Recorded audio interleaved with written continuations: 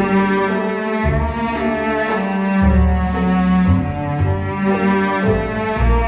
everyone and welcome. It's that time of the year again. I'm remaking my pine tar soap, and this is made from Texas pines. During the storms over this winter, we lost a lot of pine trees, including the ones in my front yard. Big snaps. It was really unfortunate, but that ice really did take a toll on, forests all over the state. So sometimes you have to find the silver lining, right? And in this case, that was pine tar and pine needles and pine cones and pine resin. There is a lot of that to be had. So it's time to make pine tar soap.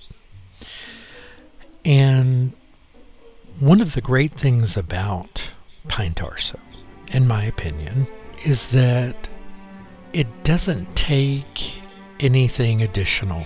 Now, what do I mean by that? Well, you don't need to add color to it. Of course, you can if you choose. You don't have to add any scent to it because it's got a nice strong scent on its own.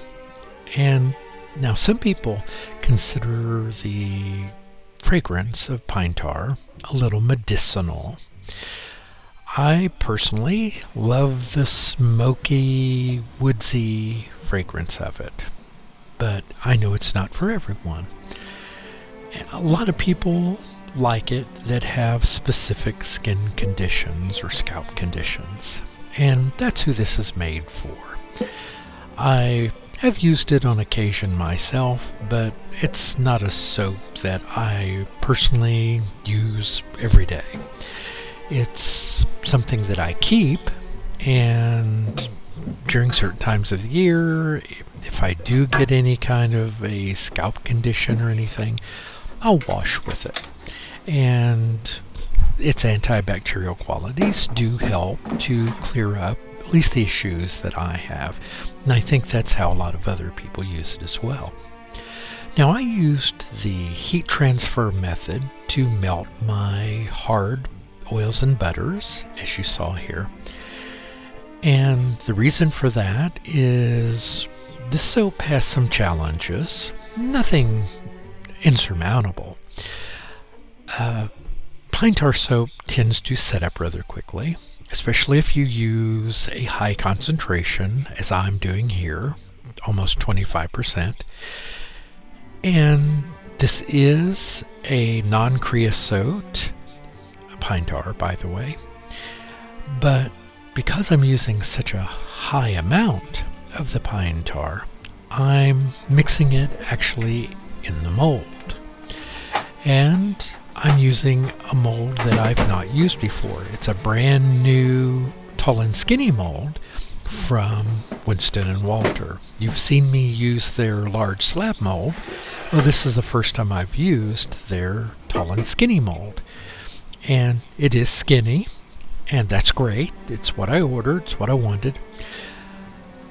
But the thing that I didn't take into consideration is that my Vitamix stick blender has a very wide head on it. And ordinarily, the way I make the pine tar soap is I pour in the base, as I've just done there. Then I pour in my pine tar, and then I stick the blender in and blend it all together real good.